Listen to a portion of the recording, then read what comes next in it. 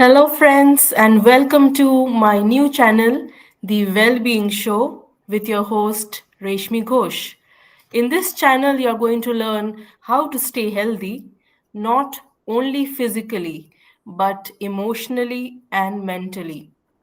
In this very first episode, I have chosen a topic that is one of the least discussed, researched, and addressed topic, that is menopause. To discuss this in details, I would like to invite my school friend, Dr. Maureen Tigga, who is practicing gynecology in India for the last 15 years and also a menopause practitioner. Welcome, Maureen. Thank you, Reshmi. Thank you for this warm welcome. How are you doing today? I'm doing good, and I hope the same for you and also for all the lovely ladies who are out there. I'm sure lovely ladies and lovely men, whoever would like to watch this episode, you are going to learn a lot about what is menopause, how to deal with it, what are the different changes that occur in our body.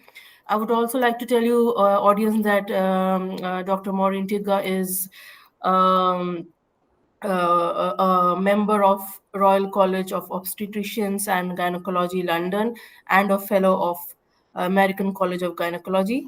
So, with all that achievements, I would like to start with our very first topic and ask Maureen that how do you simply define menopause? Well, in a layman language, menopause is defined as a phase in woman's life when she is transitioning from the reproductive to the non reproductive years. So, the hallmark over here is that there is loss of fertility, but there is more to menopause. It's not just about stopping your periods or not having the ability to conceive, but it also involves a lot of processes which will set up the stage henceforth for the aging process to ensue.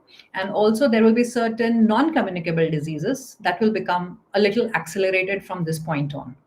So, this is just the rough definition and a rough idea in simple terms what menopause is all about. But at the same time, I would like to also clarify the gynecological standpoint. How you diagnose that a woman has achieved menopause or attained menopause, rather, is that when a woman has stopped her periods, has stopped menstruating for 1 full year. This is important for 12 consecutive months.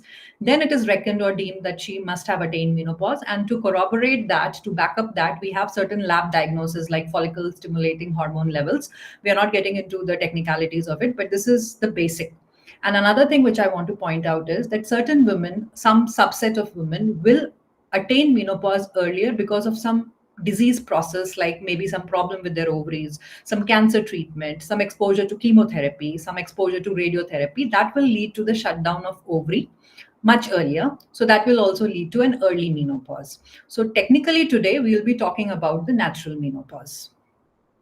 Okay.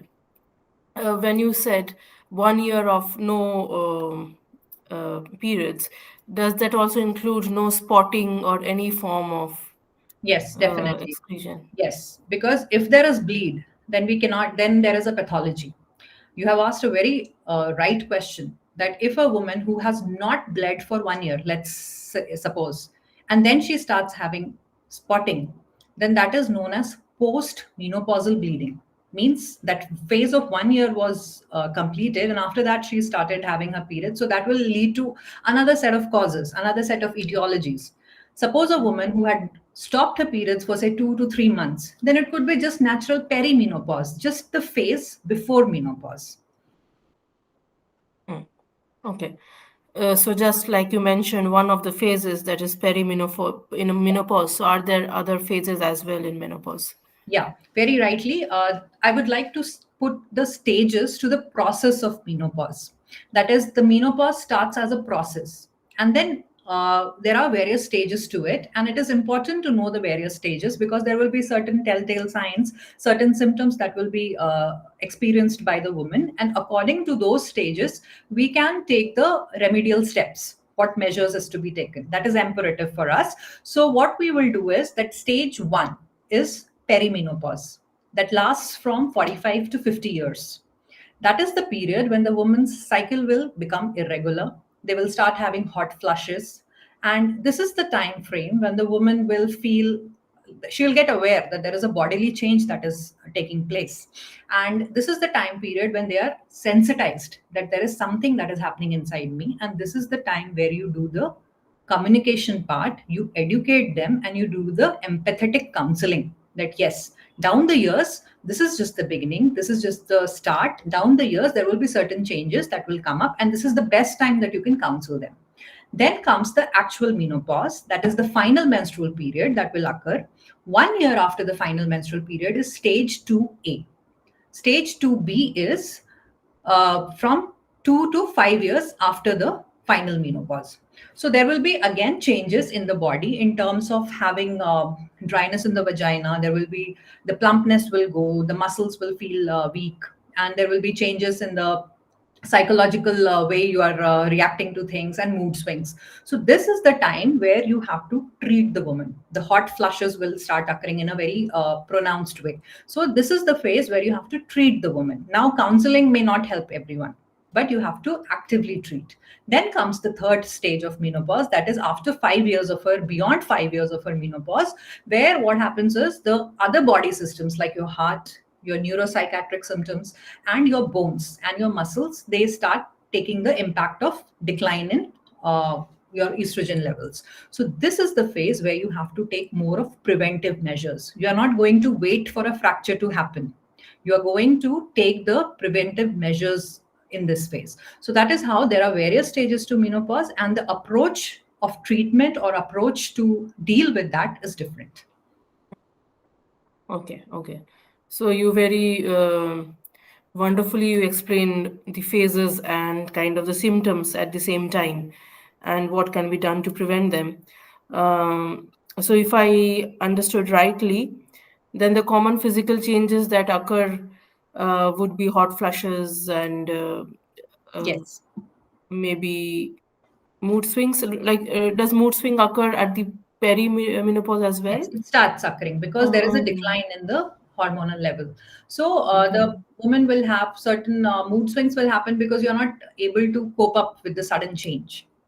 Mm. So that is quite common. The vasomotor symptom complex, that is VMS complex, that is the term which we use. That is the most common symptom which a woman will face.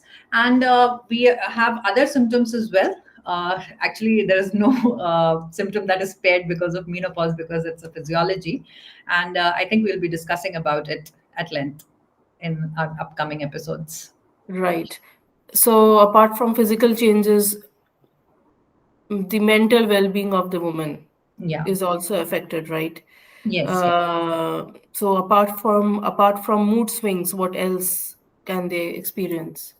Yes, apart from the mood swings and the vasomotor symptoms, I would just like to enumerate for simplicity that the most common one will be the vasomotor symptoms. That is your hot flushes, cold sweats, night sweats. This happens mostly at night, where you will have disturbed sleep. So in return, you will get tired easily. The next day, you will not be able to focus much. There will be loss of concentration. So indirectly, it is affecting your neuropsychiatric symptoms as well. It is bringing some neuropsychiatric symptoms because you're not able to concentrate, you're not able to grasp things as much as you did before.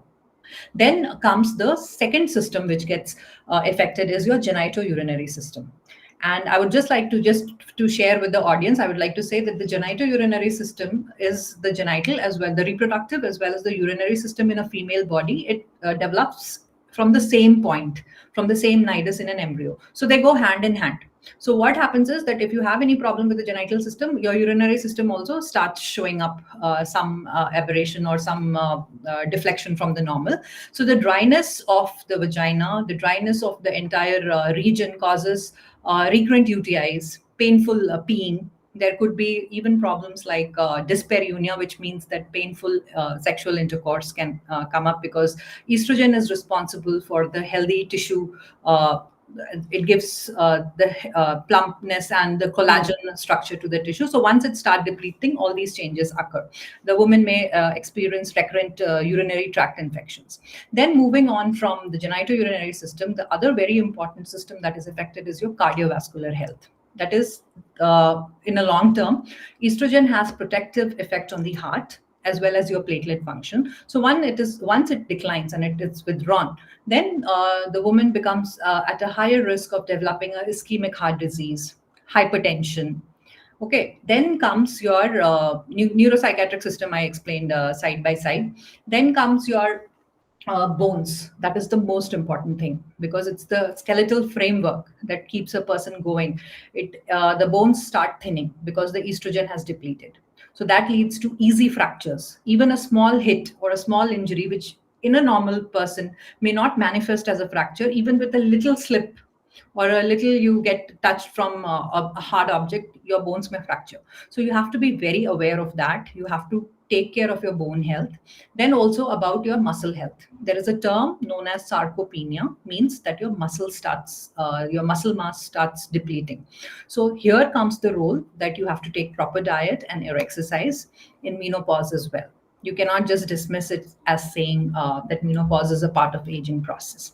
Then other systems which get affected are your eyes. There will be dryness, your hair, your skin, because the sebaceous glands, they stop producing as much as sebum as they used to do. So your wrinkles will come, your eyesight, your eye may feel dry. So these are overall the important systems that get affected because of menopause. Okay. Okay. So that's kind of That's a lot quite a of, lengthy list, I know. yeah. So basically, the entire body of a Is woman it? goes for a transformation, as I can understand. And you also mentioned like mentally also because of these changes, it the a woman faces a lot of Yes. imbalance mentally, right? Like she might feel unrest or anxiety or if they also not take proper diet or proper medication at the right time, the mental balance can be worse. The mental situation can get worse. Yes, the thing is that the mental impact, what menopause brings on one's mental state, has both organic as well as social factors. So, the organic factor, as I told you, is that the mood swings, the night sweats, the hot flushes, your recurrent urinary tract infection, and the way you are suffering bodily will cause you to get frustrated, sleepless nights, you wake up at night, the next day you are irritable, you are not, your cognitive functions decline. Then estrogen is also responsible for a hormone that is known as serotonin in your body that helps you to for various functions like thermoregulatory functions and the way your neurotransmitters work. So there is definitely a decline. There is something known as a brain fog. You start forgetting your phone numbers, you start forgetting where you kept the keys. These things will creep in your daily routine. If you see that, okay, I bought a list of ingredients and my grocery and something goes missing, which was not usual. So those things will creep in slowly over the time period. That is very common. You will forget your friend's birthday, your phone number, where you kept the keys. Those things will keep happening. So apart from this, there is also a change in the social approach. The woman in that age, maybe she retires from a job, or she loses her circle. So that impacts you mentally. There is another term known as empty nest syndrome, where your children have grown up and they leave their houses, they go for their job, they get married, or they are settled elsewhere. So that social insecurity creeps in. You start feeling lonely. So all these factors, sometimes because it's towards the extreme of age as well. When you're aging, you may lose a partner, or the partner is not keeping well. So and bodily, you're not able to do as much as you used to do earlier for your loved ones. So that adds on to the frustration. That automatically builds up a feeling that I'm inadequate or I'm no longer of any use. That happens to everyone. That uh, I'm not capable enough as I used to be earlier. So these things definitely, almost definitely, they have an impact on the mental status. And for this, one can see the aging process would not stop because it's a part of nature's cycle. But we can take certain steps, certain measures to make it better, to combat it, to ameliorate the symptoms. That was going to be my next question, actually. So, what would Dr. Morintiga's lifestyle tips be for our yeah women out there? How can they tackle this in a better way? See, your body. has to, everywhere it starts with exercise and proper diet, because your body has to survive that, the entire ecosystem. So you have to feed your body with nutritious diet. For menopause per se, apart from eating healthy, that is avoid the junk, the fried food, the red meat, you have to take healthy fats. You have to include olive oil, nuts, and flaxseed is very good for the estrogen, phytoestrogen part. You have to include soya, and you have to also, you can, one can also include the red clover tea, which is known to contain certain chemicals, in fact certain ingredients which will mimic the natural estrogen. So that helps. That is known as the phytoestrogens. Then you can include green leafy vegetables. You have to include a diet which is rich in vitamin D, like your egg yolk. Fish lovers can include the fish which have the healthy oils, and that helps in the bone health. Because another thing which at this age, which is very frustrating, is that a woman who has been active throughout her life, right from the start, from childhood to her adulthood, and has taken care of children, and all of a sudden they feel that energy is going down, there is bone ache, there is fatigue. So bone health becomes very, very important, because when you're not able to get up from a seat, or even take a glass of water for yourself, or if you're not able to even reach out to the shelf to get a basic, say you want to reach out and get something from the shelf, so that adds on to the frustration. So for this you can have calcium and iron rich diet has to be taken care of. And for calcium, you have to take calcium rich food which is rich in calcium, which I recently even discovered that okra is rich in Oh, calcium. And okay. that also helps in and that also helps in constipation, because that Yes, okra, yes, or yes. the lady's finger, that also helps in Yeah. constipation. So that is one thing, and it's one of my favorite vegetables. So I like I talking about my it. favorite when I was young, I used to hear okra is very good for brain, so I used to eat a Yeah, lot of yes, it okra. is. It is. And now there is so much, I mean, people talk about okra water giving some so much supple skin, and also those Oh, smarter choices can make their life a little bit easy, because you have to make a good choice of food, and you have to eat healthy. And then apart from this, sunshine exposure is very, very important for your vitamin D. And also you have to take care of your stress management. There comes the role of your meditation, mindfulness, and about the brain fog. And when you think that there is some slow mentation, you can always go for solving puzzles. That will keep your brain active.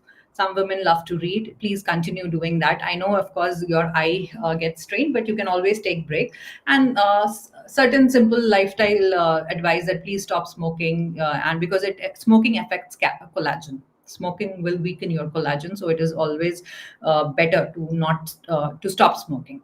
And then other things are your I mentioned about the vitamin C. You can take dairy product and calcium rich food. okay. That was a wonderful list of suggestions.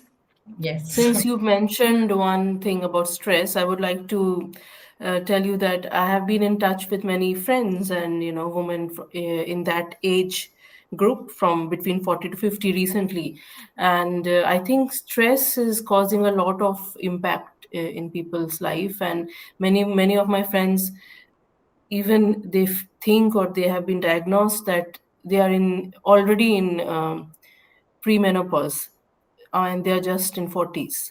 Okay. So I think, can you tell a bit about the impact of stress and how can that make our non-natural process even start far earlier due to stress? Yes, How stress. Stress will affect your mind and all your ovarian functions. The signal which starts, it starts from the brain. It's the part of your brain, your pituitary and your hypothalamus and your pituitary complex that sends signal to your brain. So if you are stressed out, obviously these hormonal pathways, which are quite complex, they will get disrupted. So keeping yourself relaxed, and also with stress, there is a trigger in your body that causes an increase of cortisol. So that also causes a disruption of your ovulation. So that will lead to your irregular cycles and stress induced depletion of your body energy levels. So yes, stress is going to stay. The thing is that we cannot change the world outside, but we can change the way we deal with stress and the environment which is inside us. Mm. So I think stress can it has stress has led to certain you can say the term premature ovarian failures, and people getting menopause early because of there are complex mechanisms which are associated with it. But apart from that as well, I would because you've put in this question, I would also like to say that there are certain things like how you have there are genetics also involved, and also environmental factors that may lead to some women getting menopause earlier. Okay. Okay. Some Thank you for that autoimmune answer. diseases are there. Okay. One very like you can call it a curiosity, a question created from curiosity. Like, is it possible for a woman to get pregnant during menopause? That is a very good question. Actually, as I said, there is a process for menopause. It's not menopause is just that point where you stop menstruating. So if you have attained menopause, but going by the definition that for 1 year you did not have any ovulation, and you have got when we have corroborated with the lab test that yes, now there is a shutdown in the ovary after seeing those levels. Natural methods you cannot conceive, you cannot get pregnant by natural methods because your eggs have depleted, the ovaries aren't producing the eggs. But when it comes to perimenopause, that is the process of menopause starts from the perimenopause, that is 2 to 3 years before the final menstrual period. At that given point of time, the women will experience irregular cycles, that is periods after every 3 to 4 months. So in that phase, ovulation does occur, and that phase you have a chance of getting pregnant. So the problem over here is many women think that okay, I have crossed my 40 and now my Mm. 3 months my periods have not occurred. So I mean, there's no chance that I'm not going to get pregnant. Mm. So this Mm. is the population where you have to tell them that no, it's not like that. You have a chance of getting pregnant. This is just that you are entering the phase and you have not attained menopause. So there is I mean, in perimenopause you can conceive, but in menopause, natural methods you cannot conceive because your ovaries are not producing the egg. That's a very important information for Yes, audience, I one think. should not believe that, okay, 3 months means now I'm in my 40, 45. No, because on an Mm. average, globally, if you see, menopause a woman attains at 51 years of age across the globe. I'm telling you the data. And Indian scenario, it all these depends upon the genetics and the racial Mm. features of a given population. So in Indian population, it is seen that an average a woman attains menopause around 45 to 46 years. Globally, it is 51. So some may just think by that, okay, I am in my 40s and my cycles are, I have not had my cycles for 3 4 months. It may be that you are just in your pre-menopause phase, Mm. perimenopause Mm. phase. So Mm. that phase, there is a chance of getting pregnant, and it's better to say safe and practice proper contraception. Yeah. Right. Right. Oh, can you give your insight on the social taboo around menopause? This has not been talked so much. Women feel uncomfortable to share their experience or their problems during menopause compared to how much women are comfortable in sharing about pregnancy or childbirth and stuff like that. But menopause, even women take a seat back, before sharing this. Why is this social taboo there? Well, sadly, you're stating a very sorry state of affairs because, first of all, women's health per se, in many sections of the society, you see that it's always taken a back seat. They are not given the top priority in many parts of the world. Secondly, that the woman herself may feel that there is loss of femininity, that okay, my childbirth capacity has gone, so there is nothing left to it. So these are the mind frames with which a woman may feel that why I should share that I have lost something, that loss of femininity, that inadequacy has come in me. So this is because we do not converse. We have to break the taboo that no, I mean, we have to encourage them that look at the years which you have spent, look back and see how much you have lived such a wondrous life, transitioning from a kid to being a teenage and then embracing motherhood. And this is just that your body is shifting. There is nothing related as a taboo. So we need to have a dialogue, we need to make them comfortable. And I feel that loss of femininity is one of the major things which women fear. They think that we are no longer attractive. So that is why they do not want to participate and come up and be a part of even a research project, that where we can Mhm. really see what they are going through. So that is why sadly it is an understated, it's an underfunded and less talked about topic. But what I feel is that if we cultivate a positive attitudes towards it, we will have individuals who learn about themselves, who experience this, share about it, and give us a platform where we can actually bring up individuals, find solutions to their problem, and make them more confident and productive persons. Absolutely wonderfully said, Maureen. What would be your last, or this is the last question for today's such a wonderful, informative interview? Your message to those women out there who are silently experiencing this phase of life, what would Dr. Maureen Tigga tell them? I would just like to tell them that women who are experiencing this phase of menopause, please do not feel that there is something which is going wrong with us, or we are no longer liked or wanted. You are not alone. There are women who are experiencing this globally, and let's make it a normal thing by talking about it. And let's empower each other by sharing our experiences, so that we are able to provide some good chalked out models and chalked out management plans for this phase of life, so that whatever we are experiencing, we are using it to make ourselves better individuals, to make ourselves individuals who are capable of taking, because we have already had that battle which we have fought all through these years. So that in this lap, let's just make it more beautiful by just experiencing and making this part of the physiology our strong point. And instead of being just like dismissed as, okay, this is an aging process, she will become a dependent person, she will be a liability on us, let's become strong.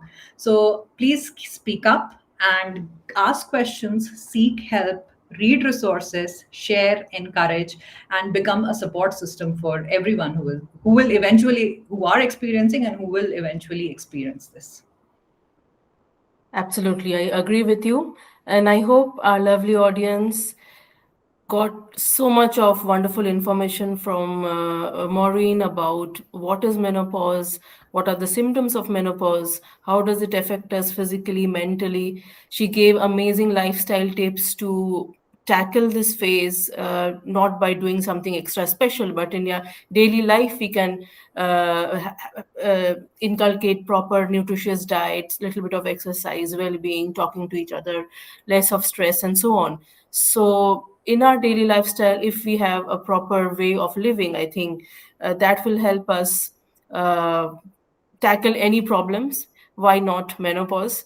And I think it's not only a topic which the woman should address. I think the family members, the husbands, should equally be aware of that the woman, their wife or mother, they are going through this, and support them, right? If that support comes, I think it will be an even easier journey for the women who are going through this process. So I hope through this interview, everyone got a wonderful chance to learn. And please share your comments. If you have any other questions to Dr. Maureen Tigga, we will address those questions in our next episode. And the next episode, we will be come back with more in-depth topics on causes or symptoms that occur during menopause. For example, osteoporosis, right? Yeah, we can So take up that. we can come up with much more detailed interviews on each symptom. So until then, thank you so much, lovely audience. I hope you enjoyed this interview. And until then, bye bye from Reshmi Ghosh and from Maureen. Bye bye. Bye.